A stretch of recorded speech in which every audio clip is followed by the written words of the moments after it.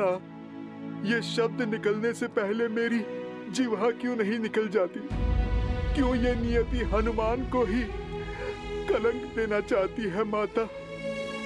न जाने अयोध्या का ये कैसा दुर्भाग्य है, न जाने ये भाग्य सदा आपकी ही परीक्षा लेने के लिए क्यों आतुर है। बस इतनी सी बात, इसमें रोने की क्या आवश्यकता है?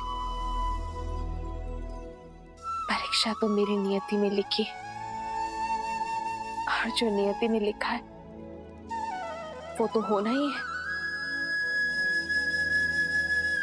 तुम बस प्रसन्न रहो। सूर्य वंश में सुख का सूर्य चमक रहा है, सब शुभ हो रहा है हनुमान। कुछ शुभ नहीं हो रहा है माता। जो उचित था वो भी अनुचित हो गया। आज तक राम काज के सुख और संतुष्टि की अनुभूति की है इस सेवक ने माता, किंतु आज ये राम काज पाप सा प्रतीत हो रहा है मुझे माता। हनुमान हो तो राम काज में कोई बाधा नहीं आनी चाहिए। कहो हनुमान, श्री राम ने तुम्हें क्या कार्य सौंपा है?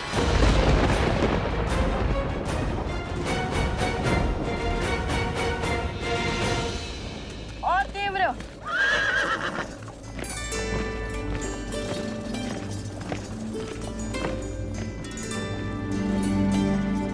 कुश, क्या हुआ?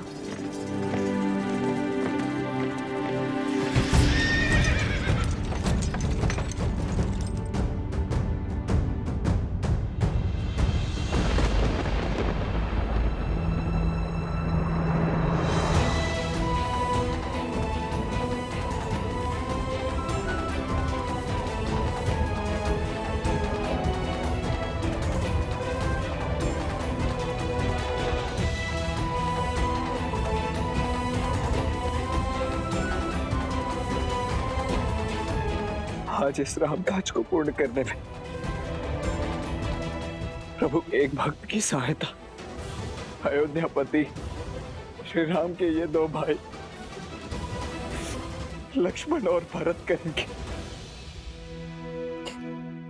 भाभी मां, अत्यंत खेद के साथ कहना पड़ रहा है कि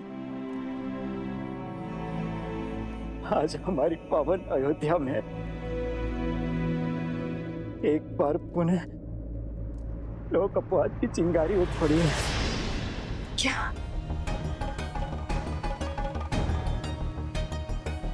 अपनी सुचिता की परीक्षा तो महारानी देवी सीता को देनी ही होगी महाराज।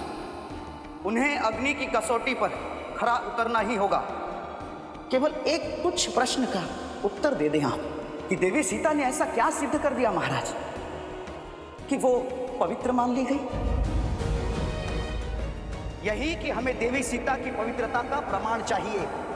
ये कैसे सिद्ध हो कि लव और कुश श्री राम के पुत्र हैं? माता, अयोध्यापति महाराज, राम का आदेश है कि आप कल भोर होते ही भगवान वाल्मीकि की आज्ञा लेकर सभा में अपने पवित्रता का प्रमाण देंगी माता। एक बार फिर से आप अग्नि परीक्षा दूंगी।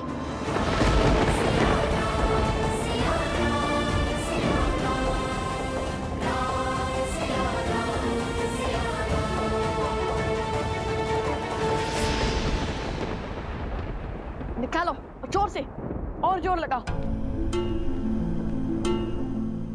कुश, इतना शांत क्यों है? ये उचित नहीं है। कुश, आप आगे बढ़ने की तैयारी कीजिए, मैं कुश को संभालता हूँ। उचित है।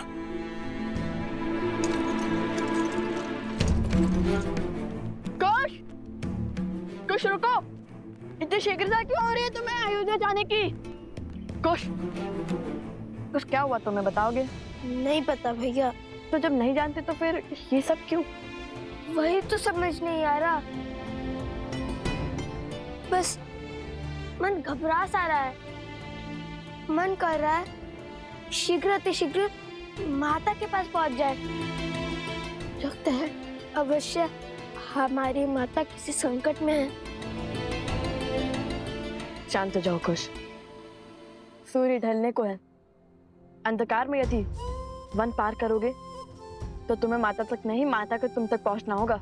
कई बार जब हमारे स्वप्न सत्य में पूर्ण होने लगते हैं तो मन में भय का भाव उत्पन्न होने लगता है, बिल्कुल वैसे ही जैसे भोर होने से पहले अंधकार तीव्र हो जाता है और तुम्हारा मन भी उसी भाव से भरा है। खुश, मेरी बात मानो, सहज हो जाओ।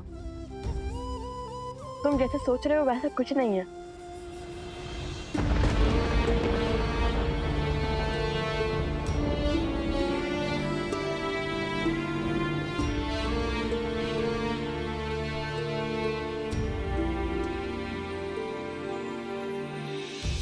बदली पवन बदली मन धारा, बुरी सोच का खेल है सारा।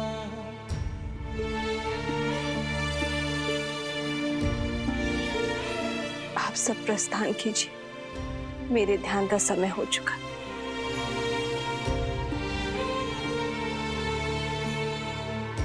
छूटा ना वनवास ये पूरा, मर्यादा का समर अधूरा। राम सिया राम सिया राम सिया राम, राम सिया राम सिया राम। कैसे करे भापार ये राम, राम सिया राम सिया राम, सिया राम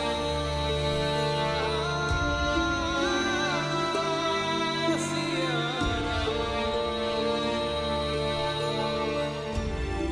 राम, ये कैसा आदेश है?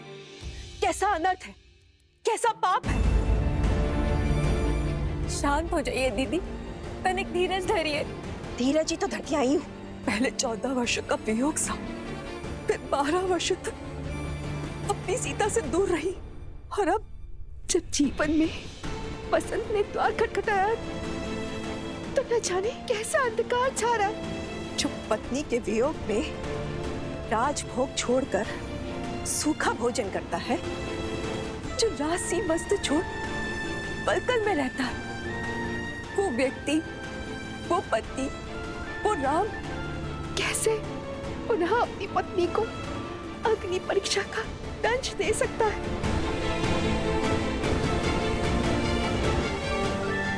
पुत्र, सीता किसी कसौटी पर परीक्षा नहीं देगी। कह दो, उसे अपनी पवित्रता का प्रमाण नहीं देना होगा।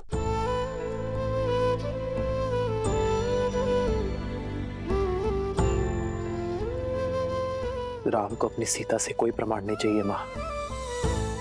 मुझे अपनी सीता के प्रेम पर, उसके त्याग पर, उसके समर्पण पर पूरा विश्वास है, और मेरी सीता को मेरे निर्णय पर। किंतु अयोध्या की महारानी होने के नाते उसे प्रजा की कसौटी पर खरा उतरना होगा ना।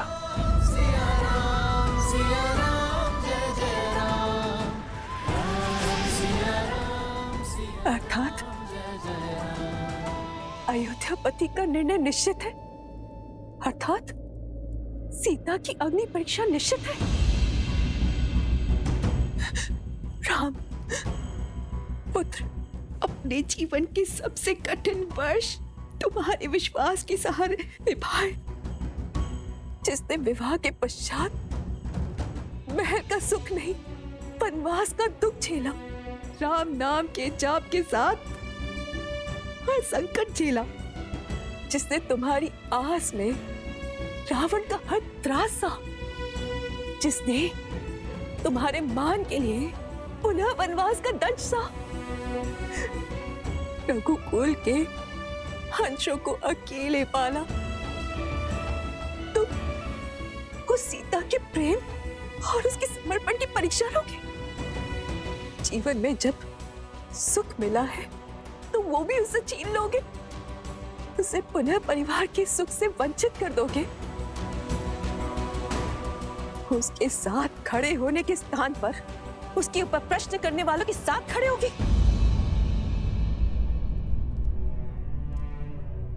नियति के इस घटनाक्रम में सीता का क्या दोष है पुत्र?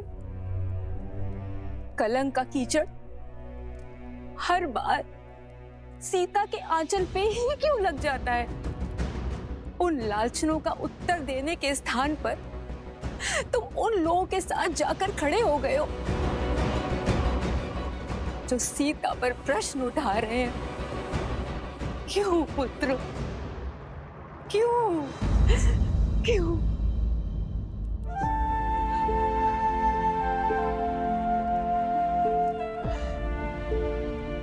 बैठी मां।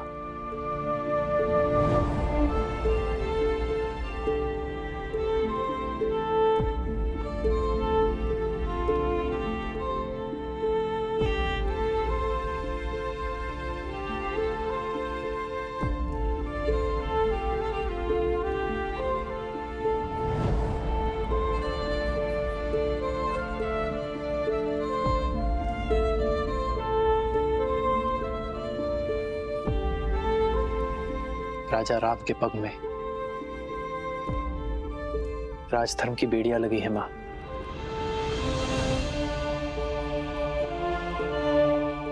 एक राजा की विडंबना राजमाता ही नहीं समझेगी तो और कौन समझेगा? अयोध्या की महारानी रही हैं हम। इस सिंहासन की मर्यादा, इस मुकुट का मान आप भली भांति जानती है। जो कुछ भी मैंने सभा में कहा वो एक पति की भावनाएं नहीं थी, एक राजा का वचन था। अयोध्या के सिंहासन का मान था, अयोध्या के सिंहासन का सम्मान था। राम अपनी सीता से केवल प्रेम ही नहीं, विश्वास के सूत्र से भी बंधा है। इसलिए आज जब सीता की पवित्रता पर पुनः प्रश्न उठे तो मैं समझ गया कि अयोध्या में अब भी एक मलिन सोच शेष है। अयोध्या वासियों के मन में सीता पर संशय शेष है मां। रघुनंदन की पत्नी, रघुकुल की पुत्रवधू और महारानी होने के नाते मैं ये चाहता हूं कि उसके चरित्र पर किसी भी प्रकार का कलंक न लगे, उस पर किसी भी प्रकार का लांछन न लगे मां। बस इसीलिए मैंने ये निर्णय लिया। राम, राजधर्म की परिभाषा तो आप ही से सीखी है ना मां। वो राजधर्म कि एक राजा का कर्तव्य है प्रजा की उत्सुकता का स्पष्टीकरण देना होता है, ना कि उनके प्रश्नों पर दमन करना।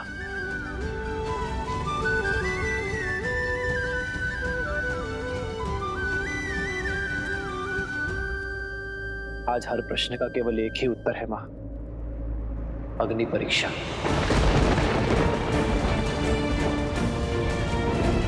ताकि फिर कभी मेरी सीता के चरित्र पर कोई उंगली ना उठा सके, उसकी शुचिता को कोई मलिन ना कर सके।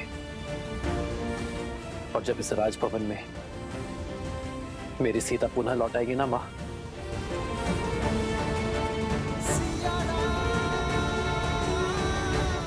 तो उसे सबसे पहले उपहार मैं दूंगा। ज्ञात है मां, ये वही दुर्लभ पुष्प से बने कंगन है जो वनवास में मैं सीता के लिए बनाया करता था। इसे देखकर उसे वही सुंदर क्षण स्मरण हो जाएंगे जो हमने प्रकृति की गोद में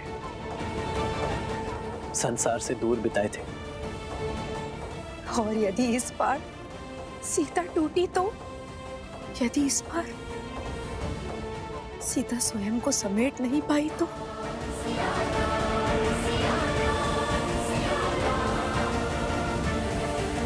और राम की सीता है मां, कभी नहीं टूटेगी।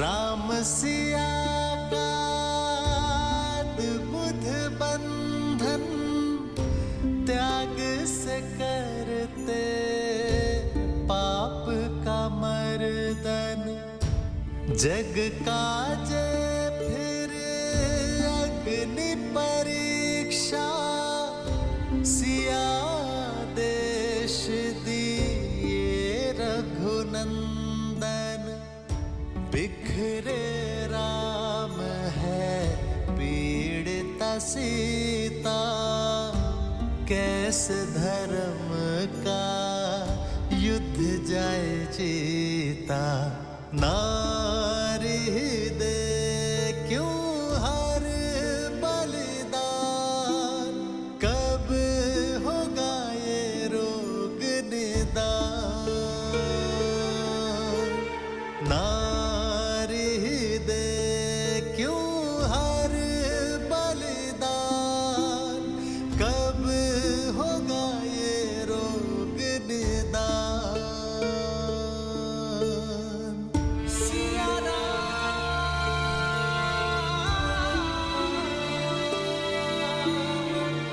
सिया राम सिया राम। ये सत्य जान के न जाने लवकुश पर क्या बीतेगी।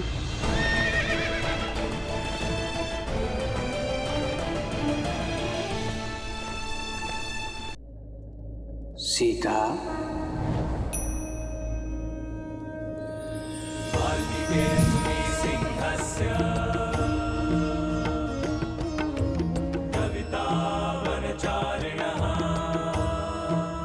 प्रणाम भगवान वाल्मीकि। श्री राम के आदेश के पीछे का कारण समझती हूँ मैं ऋषिवर। महाधर्म के अनुसार प्रजा राजा की सबसे पहली प्राथमिकता होती है और उन्होंने उसी धर्म का पालन किया है। मुझे अपने श्री राम पर पूर्ण विश्वास है, परंतु आज मन की शांति अशांति में बदल रही है। भगवान, मेरे हृदय में अनगिनत प्रश्न उठ रहे हैं। हे भगवान, मुझे इस दुविधा का हल बताइए, मेरा मार्गदर्शन कीजिए। नियति के इस लेख, भाग्य के इस मोड़, जीवन के इस क्षण में मुझे क्या करना चाहिए, बताइए भगवान। ये मैं नहीं बता सकता सीता। ये जीवन तुम्हारा था, यात्रा तुम्हारी, इस पथ का चयन भी स्वयं तुम ही ने किया था, इसलिए इसका निर्णय भी केवल तुम्हारा ही होगा। ये समय, ये स्थिति, ये घड़ी विकट है, परंतु इस दुविधा से स्वयं तुम्हें ही पार पाना होगा सीता। एक महारानी का धर्म अपने सिंहासन की मान मर्यादा रखने की गुहार करता है। ये धर्म परीक्षा को उचित ठहराता है, तो दे दो परीक्षा, कर दो स्वयं को पवित्र सिद्ध, रोक दो स्वयं पर उठने वाले हर प्रश्न को। और एक पत्नी का धर्म कहता है कि सदैव पति के निर्णय का समर्थन करो। उसके नाते तुम्हें पवित्र सिद्ध करने के इस संघर्ष में तुम्हें अपने पति की सहायक बनना होगा, बाधा नहीं। किंतु आज मैं यहाँ न एक पत्नी के लिए आया हूँ, ना महारानी के लिए, मैं तो केवल एक स्त्री के लिए आया हूँ, सीता के लिए आया हूँ। पत्नी और महारानी का धर्म अपने स्थान पर है, परंतु एक स्त्री के धर्म का क्या, उसके कर्तव्य का क्या, ये निर्णय तुम्हें स्वयं करना होगा सीता।